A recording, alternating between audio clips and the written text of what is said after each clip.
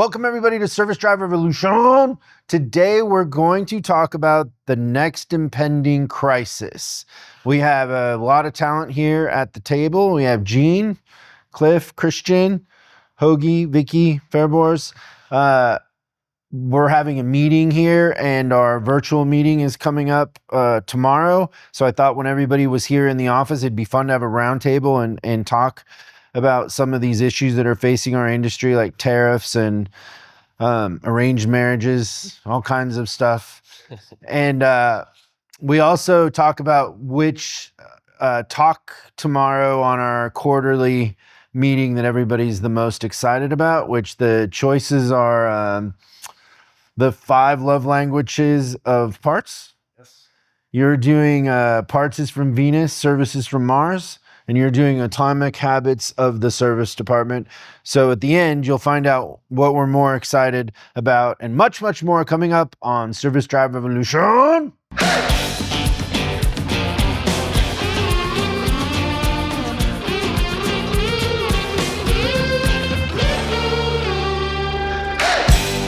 The impending crisis, the impending doom. So how many crises have we endured in our time? We had 2008, right? Yeah. We had COVID. I remember one where the Volkswagen got in trouble. Dieselgate. The Dieselgate. I had 2 dealers on that day call me and tell me they were closing their Volkswagen stores, like literally giving up and closing them in a panic. Remember how many clients panicked during COVID and lost techs because they furloughed them off, yeah. What were some other crises? The 80s. Oh gosh, you can the 80s. Sorry, just the whole decade was a crisis. Like I always felt like I missed out on that part of the car business, the cocaine on the desk. CDK. Oh yeah, the CDK outage. That's good. CDK. Yeah. I mean, if you go back, you got Oklahoma City bombings, and then you had 9/11. Why did you look at Hogie when you said that? Well, I just wanted to, in honor of his people. That That was just what it was. But I mean, you had all these things that took place. Each one.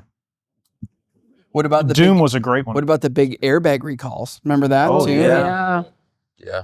Ignition recalls. How about the liftgate latch on minivans back in the late 90s? Yep. The Toyotas that had the unintended acceleration. Right. Where I forgot about that. And the Audis. That blew up when you ran into tap the bumper. There's the Pinto, the Ford Pinto. Everyone remembers that. That was my first car. What was the Ford Pinto? Just Also, the Ford gas Pinto? tank. Had a gas tank explosion problem. I don't remember that. Yeah. Bridgestone tires? Oh, that's right. Yeah. Forgot about that. That's a good one. Yeah, so now we have tariffs, right? The next impending crisis or the next impending doom. So if we look back on those experiences like COVID and all of them, we have a unique perspective because we see what clients do and the ones that make it and the ones that lose ground or lose their leverage in a sense by their actions. What sort of behaviors suit the ones that end up coming out ahead no matter what the crisis is? Like what is it that we see? Well, you do have to admit the tariff thing is a little out of control. I mean, like air used to be 25 cents at the gas station. Now it's $1. I suppose that's inflation. It's imported. Jeez. I need a drum set and a cymbal. Oh my gosh. I like it. Do you want to add anything to that, or are you just going to leave it on that? No, I'm just going to let that soak out there. Yeah, Somebody just got it.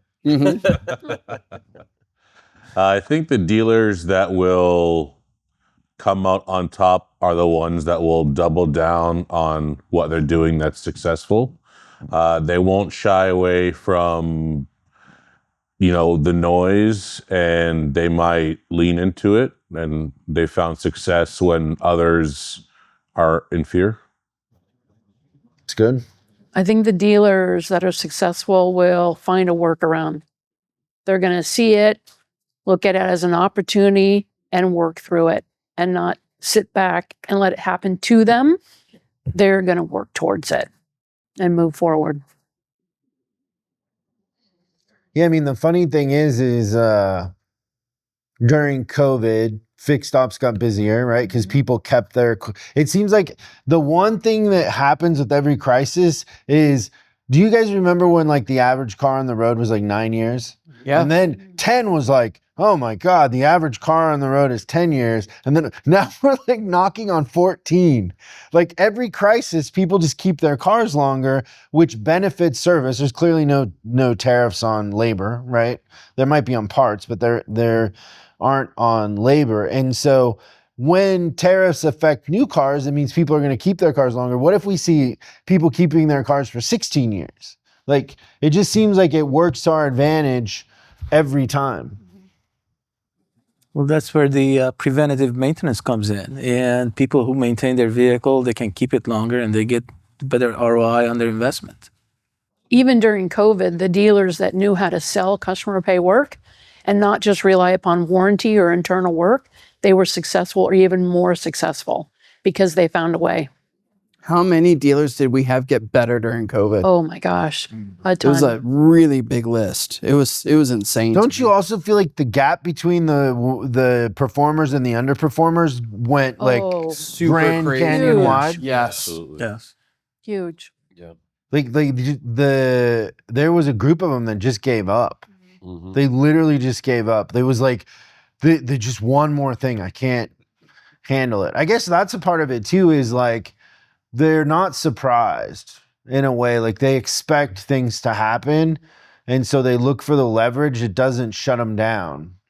It almost gets them fired up. Like they feed off of the challenge. It's just not an option for them to quit. Yeah. And those are the Occurred to them successful. to quit. Mm-mm. No.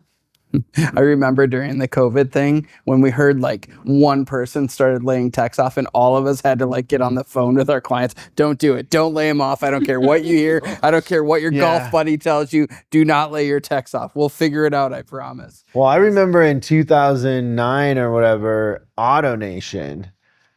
Well, I was in an interview with an advisor, and I told them to bring their numbers, and it was a Mercedes store that they came from, a big Mercedes store. And I'm looking at the numbers, and I'm like, "Wow, you're number one." And I go, "So what happened?" And they go, "They let me go." And I'm going, "Why did they let you go?" And they go, "Because I was the highest paid." And I go, "Nobody at AutoNation knows that you're the highest paid because you produce the most gross?" They're like, "I guess not." And I'm like, "How about this second person?" I go, "They let them go too." I go, "Do you have their phone number?" And they're like, "Yeah." I go, "Can you call them right now?" And literally hired both of those advisors. And then the best part is texts came too. So the next question was, well, how many texts are going to follow you? And they looked at text the same. Like somebody at AutoNation came, who knows, it came from Best Buy or something.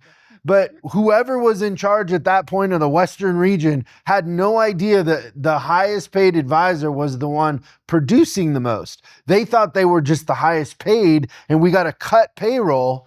And so like, just imagine being the fifth or sixth advisor on that list and you're now like, you're the veteran. Like, just think about those poor customers too. So funny. I wrote down a couple things.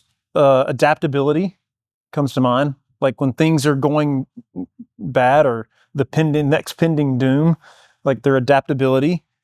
We kind of talked about this before, but the mindset of the people that are super successful coming out of it. I remember I worked at a Chrysler dealer in 2009, and we were convinced that we weren't the one losing the franchise because these dealers were getting letters. And we were on the verge of sending out a mailer because we were convinced that the dealer down the road was going to be the one. Well, we ended up being the one. And so we had to adapt and change and transform. And then kind of the third thing I put down was preparation. Like knowing that there's going to be something. It might be this thing now, it might be this thing later, but knowing that it's going to be something and just prepared. And, prepare my mindset and prepare to be adaptable and all those things. Are you a doomsday prepper? No. One thing that I thought about when we went through COVID is I thought about how lucky I was to have the team that I had, in a sense that we kind of figured it out. Like we just sat in a room and we looked at everything. We looked at how much money was in the bank, like, you know, and we kind of just talked to everybody. And it was more than anything a proud moment of just how we all kind of came with solutions and worked through it, but there was no panic in a sense. And I think that that's a part of it too, is the dealers or the general managers or operators that have a really good team around them are way more willing to step into the challenge or the fire because they know that somebody will have an idea, or even if they try, they'll learn and get better and they'll adapt, versus all is lost.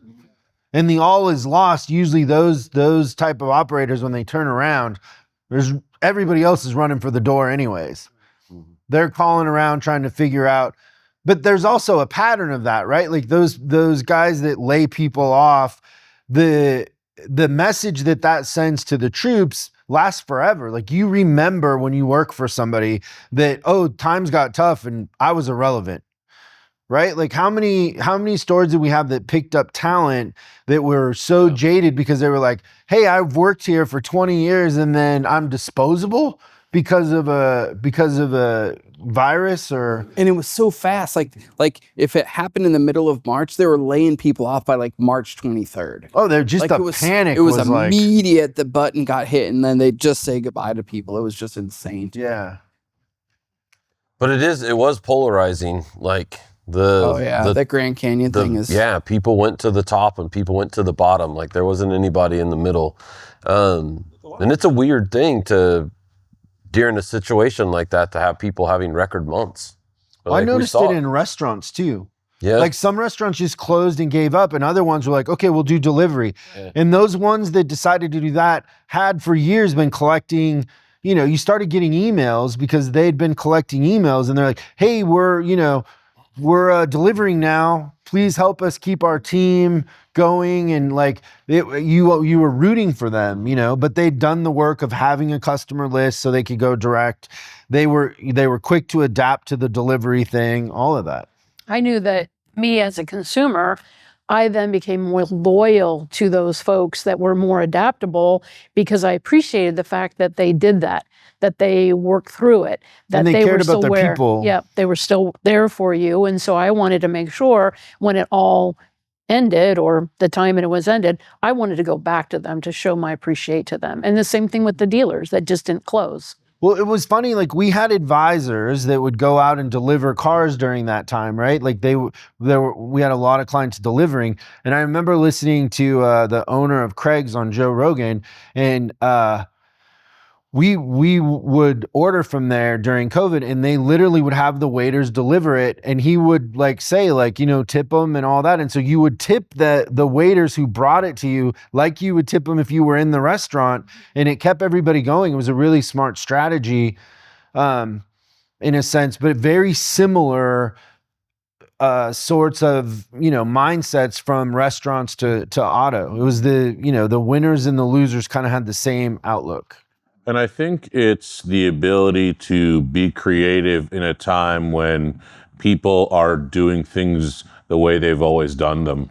I was at a store where we started doing services mobile, and we started taking cars to people's homes to do walk-arounds so that they might buy cars. Whereas some stores were just saying, well, if customers can't come here, how are we going to survive?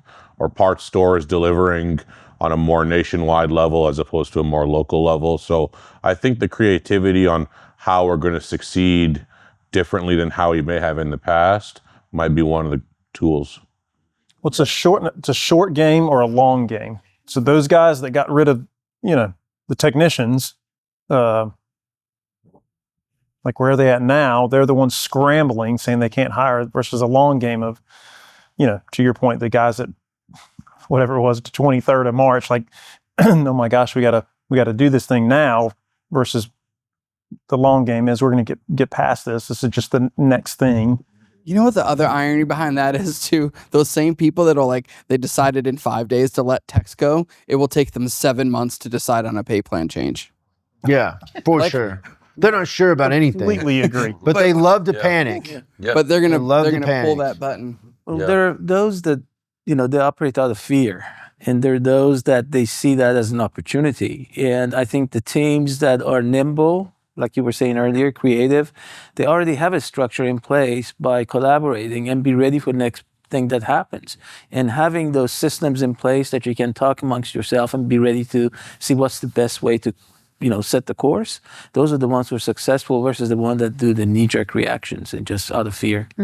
I had a dealer in Chicago, and one of the things that they did is they would deliver pizza to the frontliners, to the fire departments, to the hospitals, and pick their cars up and bring them back and work on the cars, and then bring the car back. And again, from what they say, they have a very, very loyal following now because they still needed their cars worked on. And they just couldn't get out in the midst of all that. Kind of figure out who's going to be there for you and who's not. Yeah. Yeah, it's great. Yeah, that's a great kind of service mentality too, like very much in the spirit of hospitality, taking care of people. So there's been a thing in our industry forever that's a cousin to this is change and how adverse to change we are as an industry. Like I remember in my 20s, I was going in to fix a store, and the HR department had made everybody as a requirement read who moved my cheese. And so when I came in, everybody was like, "You're the fucking guy who they made me read that stupid book." Like, I'm not gonna change, anyways. Like, it was, but there's all these. We talk about change, but in a sense, we're like the slowest industry to change. And a dinosaur in a lot of ways. Well, why do we think that is? Like, what is it about our industry that creates this like adversity to change when, in a lot of other industries, they're looking for it. They're trying to innovate and trying to improve. What is it about us that keeps that from happening? I think it's ego. And I think ego can get in the way of the possibility of change, and that the idea of change could include my ego being bruised in that I might not be able to succeed in the new way of doing things. So by keeping things as archaic for as long as possible, I have control over those things, and thus my ego is not bruised. I also think that I hear at dealers the common phrase of, "Oh, that's just the way we've always done it." And people don't present change in a very good fashion because they don't show employees or such how they can be a part of it. And so there's not a lot of buy-in to it. And change is good. Otherwise, we would just all be, walking around killing dinosaurs and not doing what we're doing now. So I think it's all in the presentation. It can always be the garbage can lid. But isn't it funny how a lot of times they wait until they have to? Like, remember that book we read called Change or Die?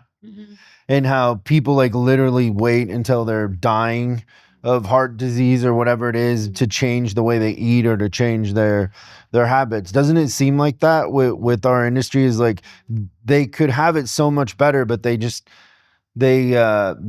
almost sadistic in the way that they want the chaos If it ain't instead of broke, changing. don't fix it, right? It's like, but it's broke. Mhm. It doesn't have to be that hard. Yeah.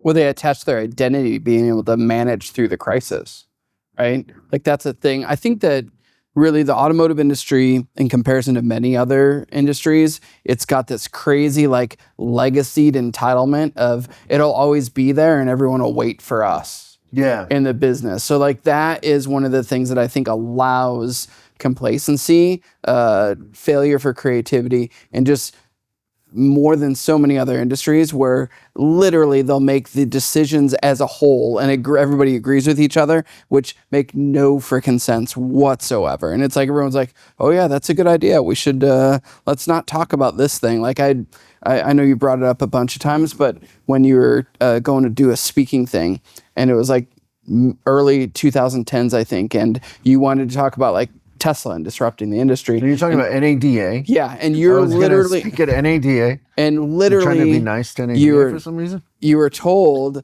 that Not to you talk. like how I just not to skipped talk- it over. But I really you're do. told not to talk about Tesla. And then I said because- why. and they said because the dealers don't want to hear it. It's not a popular subject. Not a popular subject, which is exactly the problem with the industry. Yeah, We'd rather, put the head in the sand and wait as opposed we don't want to be to uncomfortable. what if we took something like a disruption of Tesla and turned it into an advantage for ourselves? Like so many things that Tesla is doing now as a car company, if we would have started trying to figure that out 15 years ago, like we could be in a different spot as an industry. Yeah, the last CEO of Blockbuster thought, what we need to do is we need to sell, we need to create home theater at home. So we got to sell popcorn and liters of Coke or Pepsi or whatever it was.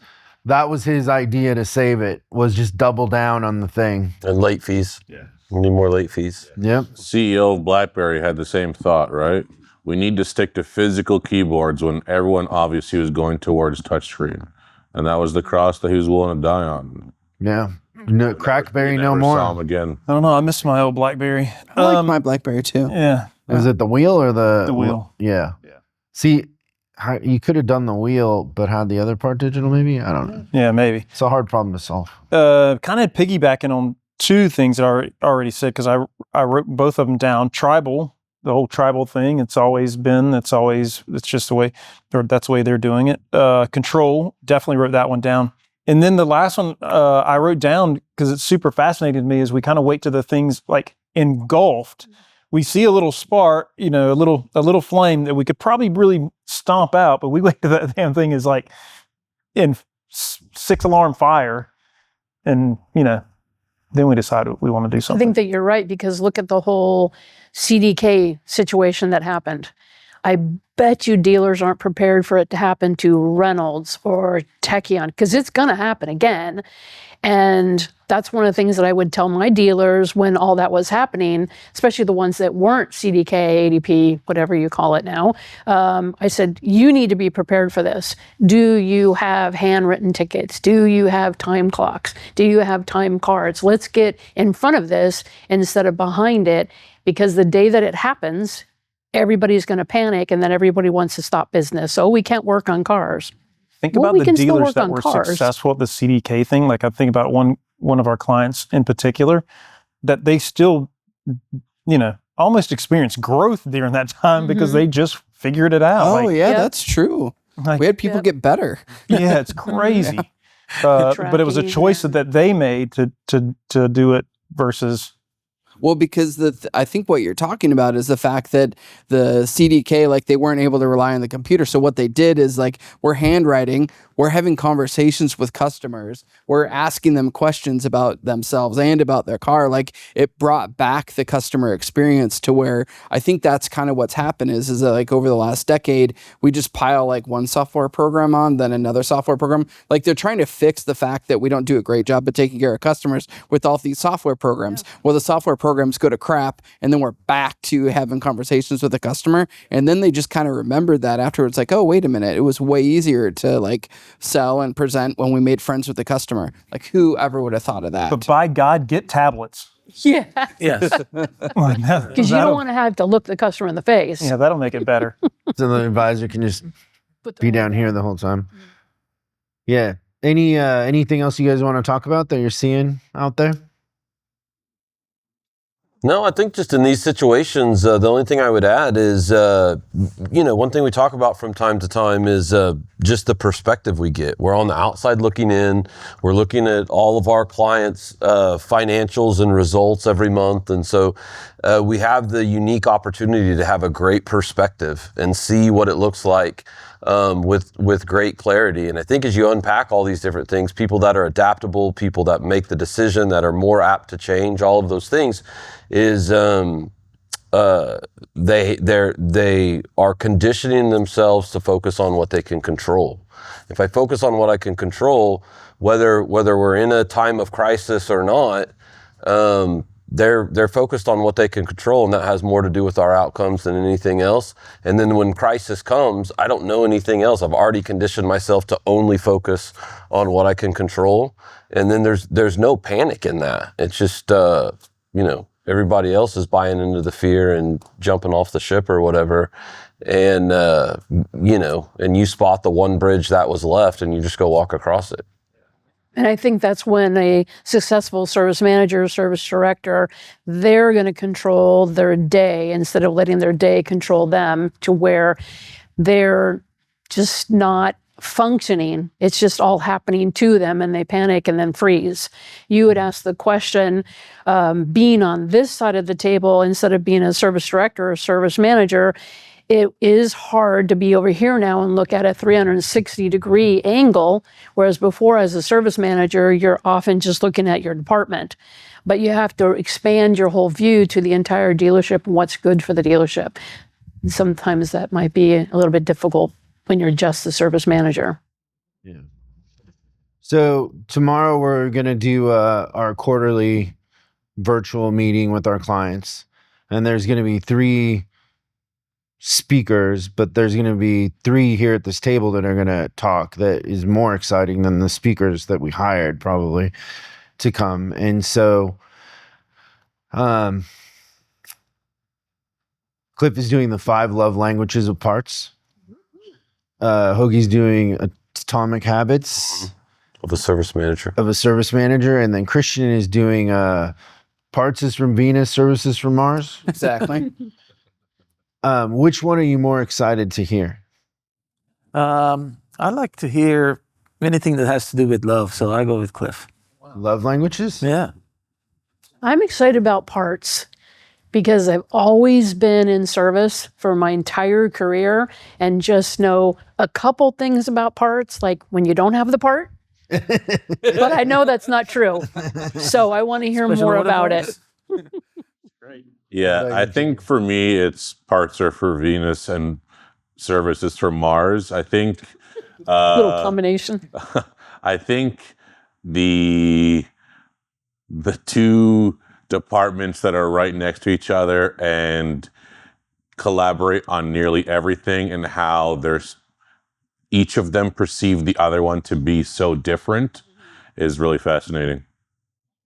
I think we can always take a little bit away from Disneyland, Disney World, where to walk a mile in the parts department's shoes and vice versa, I think goes a long ways. They both need each other, really. Yeah. Because we One are would not your best exist without customer. the other. It's an arranged marriage, Really. which ends up, arranged marriages end up lasting divorce rate's way longer less. than the free will thing. Isn't that funny? True. Because aren't you killing When dad if sells you divorce? off to somebody for a Arranged goat. marriage? I think I'll do an arranged marriage for my next one. You thought about that with your kids? Your next Get a one. goat I for your I daughter? haven't, but I mean, that might be, my wife loves animals, so that might be an easy exchange. Yeah, like some boy, you're just like, hey, I'll trade her for a goat. You get something. Works out. Did you say you're going to do an arranged marriage? For You my said next one, next yeah. one. I don't know. When what it's it For your says. next what? Marriage. I thought this was your last one. Literally just Starting got to married. rethink it. I've never had an arranged marriage before. You gotta try that out. I Who's really gonna hope that arrange she it for doesn't you? watch this. Cliff? Who are you putting in charge of arranging? So it? here's the thing: is that she watches like the first 15 minutes, so I can get away with like in the last 15 minutes. I can say Not anything. if the boys in the back know what they're Well, the doing. thing is, we're about to record the intro. I'll fix that. Thanks, everybody. We'll see you next time. Thanks so much for watching this episode of Service Job Revolution.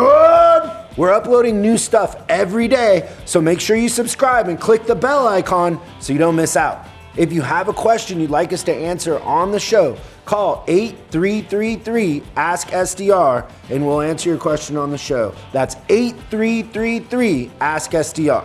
For special deals on our books and training, head over to offers.chriscollinsinc.com. Now that's offers.chriscollinsinc.com. I'm Chris Collins, and I'll see you in the next video.